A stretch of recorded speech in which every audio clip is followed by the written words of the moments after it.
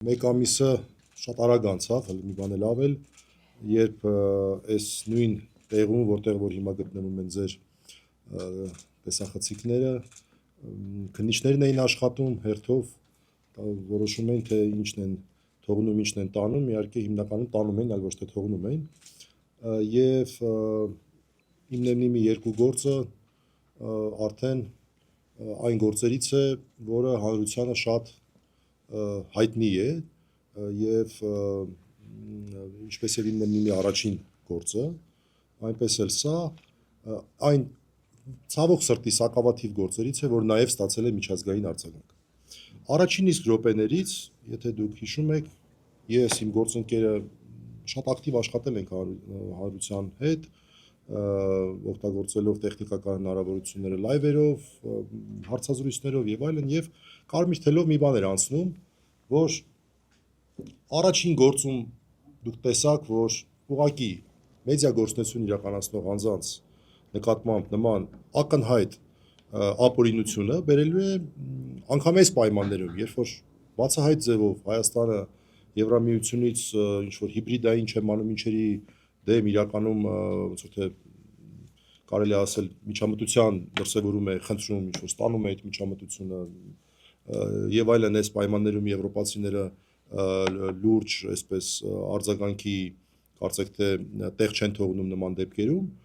բայց անգամ այս պայմաններում մենք ունենում ենք նաեւ միջազգային արձագանքներ։ Իսկ առաջին դեպքով մենք ունեցանք ամենահեղինակավոր միջազգային կառույցներից շատ հստակ արձագանքներ, իդեպ ուզում եմ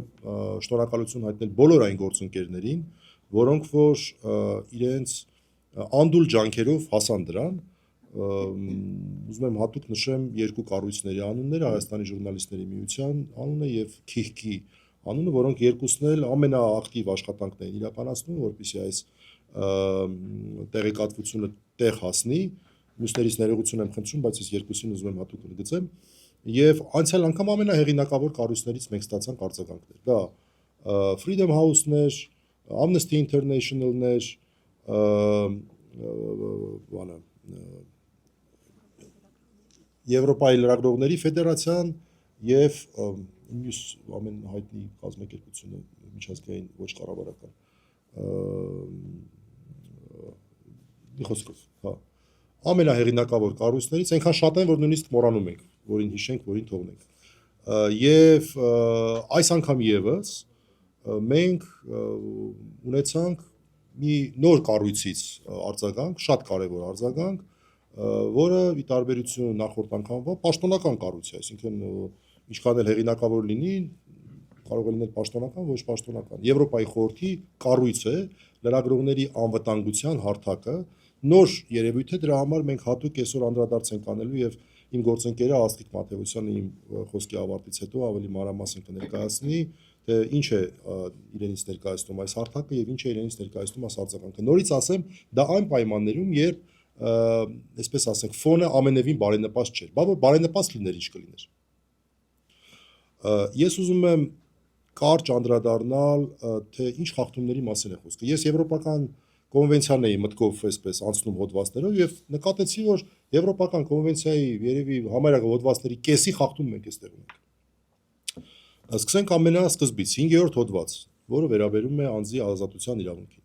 Ակնհայտ է, որ ոչ մի հիմք չկար անձանց ազատությունը սահմանափակելու համար։ Մենք արդեն ունեցել ենք մեկ քրեական վարույթ, որով 2 ամիս կալանքից հետո տղաների նկատմամբ կիրառվեց այլընտրանքային խափանման միջոց, մասնավորապես վարչական հսկողություն, եւ տղաները ամբողջությամբ պահպանել են դրա բոլոր պայմանները։ Հիշում եք, դա նաեւ արժեցավ նրանց երկար ժամանակ եթեր դուրս չգալը, բայց նրանք որևէ խախտում թույլ չեն տվել։ Հետեւաբար, եթե արդեն մենք ունենք փորձ, որ այս խափանման միջոցը արդյունավետ է, ինչի պետք է ամենածայրահեղ խափանման միջոցը կիրառվեր։ Օրինակ, քաղաքի կենտրոնում մի քանի մարդ հարձակվում են, ըստ հավանաբար քրեական վարույթի նյութերի պետք է որ խուլիգանական նաեւ գործողություններ լինեն, հակառակ դեպքում խուլիգանության մեղադրանք չէր լինի, կոնկրետ Միրան Հակոբյանի դեպքն եմ օրինակ բերում, եւ դատարանը մերժում է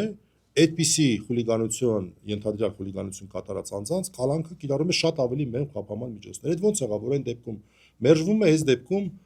երբ որ եթերի մասին է խոսքը, երբ որ մեծ շատ մեղմ եմ արտահայտվում, մեծ կասկած կա առհասարակ եթերով խուլիգանություն լինում է թե չի լինում, մարդկանց նկատմամբ կիրառվում է ամենախիստ խափանման միջոցը այն էլ լրջագույն սահմանափակումներով, շփման սահմանափակումներով։ Եվ այսպես 5-րդ հոդված։ 6-րդ հոդվածից մի փոքր ընդամենը էպիզոդ հիշեցնեմ, երբ որ ես օրինակ հասա Նարեկենց տանը իրականացվող խոզարկությանը, ինձ ներս չթողեցին։ Ճիշտ է, սա ամենամեծ խախտումը չէ այս գործով, բայց այնուհանդերձ 6-րդ հոդվածի, այսինքն արդար դատաքննության իրավունքի, մասնավորապես պաշտպանի ներգրավման, պաշտպանի կողմից իր իրավաբանական գործառույթը իրականացնելու իրավունքի որոշակի խախտում է։ 7-րդ հոդված։ 7-րդ հոդվածը հաճախ չի, որ մենք վկայակոչում ենք, բայց շատ կարևոր է։ Հին սկզբունք կա, չկա հանցանք առանց օրենքի։ Nullum crimen sine lege իրավաբանները այս լատինական արտահայտությունն են անում։ Դա ձևակերպված է Եվրոպական կոնվենցիայի 7-րդ հոդվածում։ Դա մարդու ֆունդամենտալ իրավունքն է, որ եթե ինքը հանցանք չի կատարում, նրան հանցագործության համար նրա նկատմամբ վարույթ չիրականացնեն։ Էլ չեմ ասում իր ոչ հանցավոր արարքը չորակեն որպես հանցագործություն։ Մարդիկ իրականացնում են օրենքով թույլատրված, օրենքով չարգելված քաղաքական գործունեություն։ Բոլորս էլ գիտենք ինչ գործունեություն։ Իմն եմ մի ոդքասթը քայլ առ քայլ ժամանակի ընթացքում արդեն 3-րդ տարին է, չէ՞ ոնց որ թե սկսում շուտով։ 3-րդ տարին է։ Կամած առաջ գնաց եւ դրա արդյունքում մենք ունեցանք իրավիճակ, որ հանրությունը շատ լավ ճանաչում է, մարդկանց գործունեությունը բոլորի աչքի առաջ է։ Այդ օրինական գործունեության համար մարդկանց պատասխանատվության են կանչել։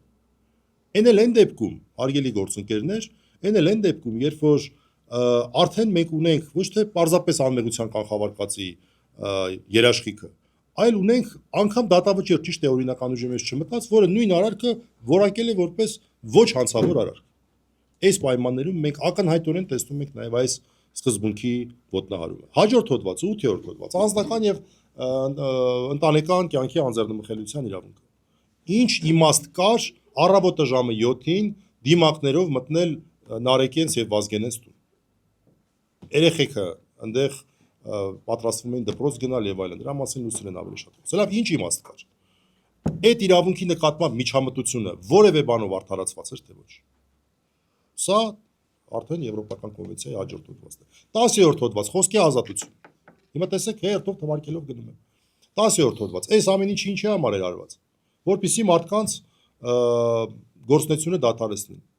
Շնորհակալություն բոլոր այն մարդկանց, ովքեր որ դա ուղղակի թույլ չտվեցին, նաև իրենց ֆինանսական աջակցությամբ նրանով, որ այն ինչ որ տարել էին,